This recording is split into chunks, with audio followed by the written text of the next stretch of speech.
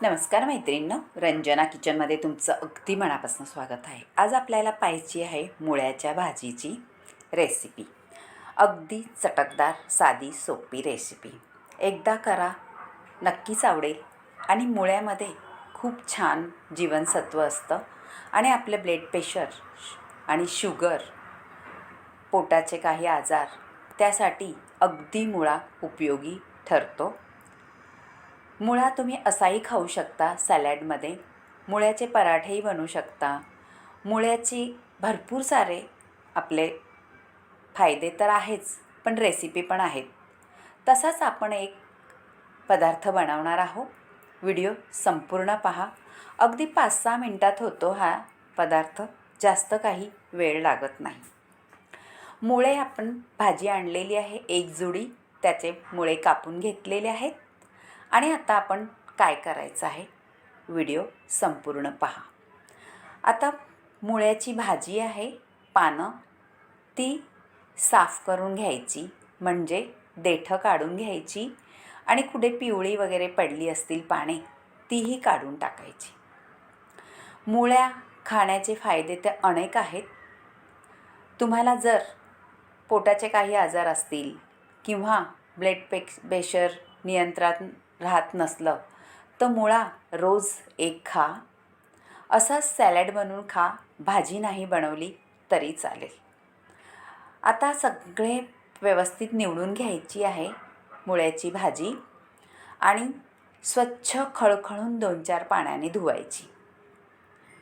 पाने व्यवस्थित धुतल्यानंतरच आपल्याला उपयोगी करून घ्यायचं आहे, कारण त्याच्यावर भरपूर प्रमाणात धूळ, माती, मुळा हा जमिनीच्या खालीच येतो, त्यामुळे मातीमध्ये घोळलेला असतो. म्हणून छान असं आपण 2-4 पाण्याने धुवून घ्यायचा. आता भाजी निवडून झालेली आहे. पिवळं पान पडलेलं आहे ते घ्यायचं नाही, फक्त आपण पानं घ्यायची, जास्त देठ घ्यायचा नाही. हे पहा, आपली आता भाजी निवडून झालेली आहे. आणि मुळ्याचा पण आपल्याला वापर करायचा आहे पाल्याबरोबर.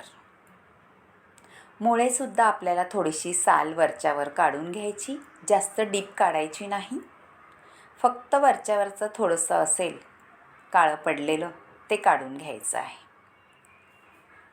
आणि स्वच्छ पाण्याने तो सुद्धा धुवून घ्यायचा आहे. आता झालेली आहे साल काढून आणि धुवूनही घेतलेलं आहे. आता आपल्याला किसून घ्यायचं आहे.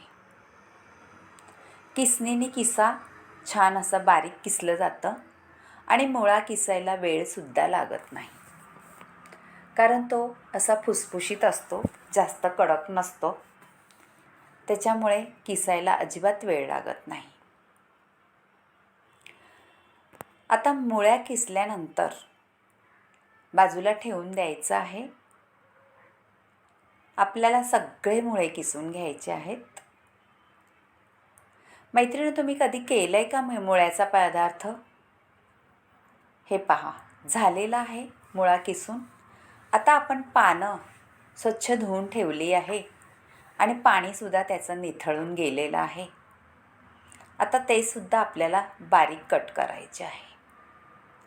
अगदी बारीक कट करा मैत्रिणी, म्हणजे मुळ्याची आपल्याला भाजी करायची आहे आणि मुळ्याचा चटका म्हणू शकता. झटपट होतो आणि तो कशाही बरोबर खाऊ शकतो तुम्ही.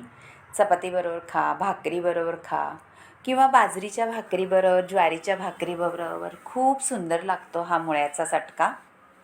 आणि त्याच्यामध्ये काही जास्त सामग्रीसुद्धा लागत नाही, घरच्या घरी असतात त्याच सामग्रीतून बनलेला मुळ्याचा चटका. नक्कीच करून पहा. आता 2 मोठे कांदे घेतलेले आहेत, सोलून घेतलेले आहेत, साल काढून आणि धुवून घेतलेले आहेत. आणि लसणाच्या पाकळ्या आहेत बघा, छान गावरान लसूण आहे, सोललेला नाही, थोडीशी साल तशीच आहे, कारण गावरान लसणामध्ये अगदी पातळ साल असते, ती अजिबात तोंडात येत नाही. आता कांदा कापून घेतलेला आहे आणि मिरच्याही कापून घेतलेल्या आहे. कढईमध्ये तेल टाकलेलं आहे आणि जिरं घालून घेतलेला आहे.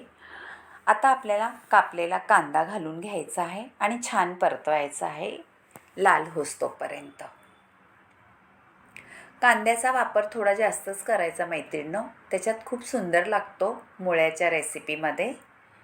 आता 2-4 मिरच्या आहे कट केलेल्या, त्यासुद्धा घालून घ्यायच्या आहे आणि परतून घ्यायचा आहे. कांदा छान लाल होईस्तोपर्यंत परतायचा आहे मैत्रिणींनो. झटपट होते रेसिपी, काहीही वेळ न लागता मुळ्याचा चटका तुम्ही नक्की करा आणि भारीच लागतो तो. आणि मुळा हा पदार्थ सॅलड करू शकतो, असंच खाऊ शकतो, शिजवायची सुद्धा गरज नसते. पण आपण आता पालेभाजी घालणार आहे त्याच्यामध्ये पानं, त्याच्यामुळे त्याच्या रेसिपी बनवायची आहे. आता कांदासुद्धा आपला परतून झालेला आहे थोडासा, पहा छान असा. त्याच्यामध्ये आता 10-12 लसणाच्या पाकळ्या आहेत, त्या ठेचून घातलेल्या आहेत. ठेचलेला लसूण अगदी अप्रतिम लागतो, रसकस त्याचा छान उतरतो कांद्यामध्ये.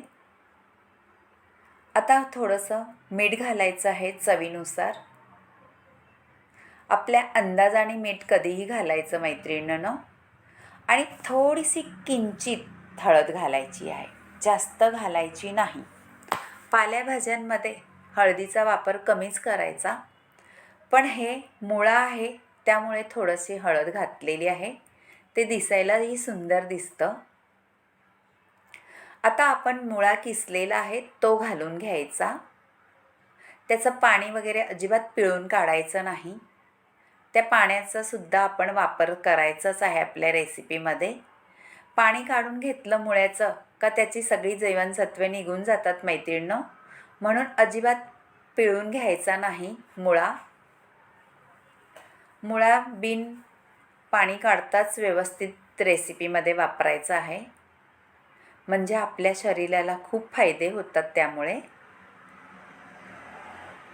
कांद्यामध्ये फोडणीमध्ये छान घोळून परतून घेतल्यानंतर थोडासा शिजला जातो मुळा आणि किसल्यामुळे लगेच शिजतो, काहीही वेळ नाही लागत. आता पानंही घालून घेतलेली आहे चिरलेली मुळ्याची, ती सुद्धा पटकन आळली जातात, त्यांनाही वेळ नाही लागत भाजीमध्ये शिजायला. पहा मैत्रिणी, तुम्हाला अशी भाजी जर आवडली, मुळ्याचा चटका नक्की करून पहा, कमी साहित्यामध्ये आणि भन्नाट लागणारा भाकरीसोबत गावरान तडका. नक्की करून पहा आणि रंजना किचनला लाईक करा, शेअर करा, कमेंट करायला विसरू नका आणि सबस्क्राईब करा.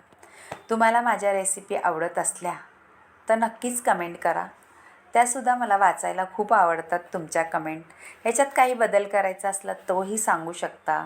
प्रत्येकाची हाताची चव आणि बनवण्याची पद्धत वेगळी असते, ती नक्कीच करून पहा, म्हणजे प्रत्येकाचा वेगवेगळा पदार्थ करून खाल्ला तर चवही भारीच लागते. आणि पदार्थ हा वेगळा बनवला तर तेच पदार्थ खाण्यापेक्षा काहीतरी वेगळं बनवून खाल्लं तर मनही छान भरतं आपलं. रेसिपी आता झालेली आहे, भाजी आपली वाढून घ्यायची आहे भाकरीबरोबर. आणि तुम्हाला याच्यात शेंगदाण्याचा कुटही घालू शकता आणि खोबरंही वरून भुरभुरू शकता. मैत्रिणी, असं मी काही न घालता सिंपल बनवलेला आहे मुळ्याचा चटका. पहा, तुम्हाला नक्कीच आवडेल. बाय बाय मैत्रिणी, भेटूया पुढच्या